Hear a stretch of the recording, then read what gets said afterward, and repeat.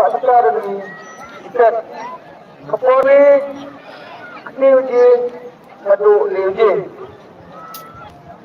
Cilak-cilak keng. Pendai arkom menit, arpu urusan menit terpelat. Ar yang dia. Nawi ada yang nak pada.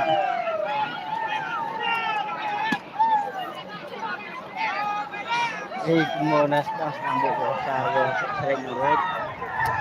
Itu sebentar lagi nawi. Keriwat ke bro, dapat kata gua tak tahu orang ni. Keriwat naik pet tinggi nem. Keriwat cilim pet tinggi nem. Kita tu dua kaki senang trong mau chong ni. Kamu tak jangan song, tidak deh. Tidak hamu. Kita mai. Sekarang ciau dulu kan.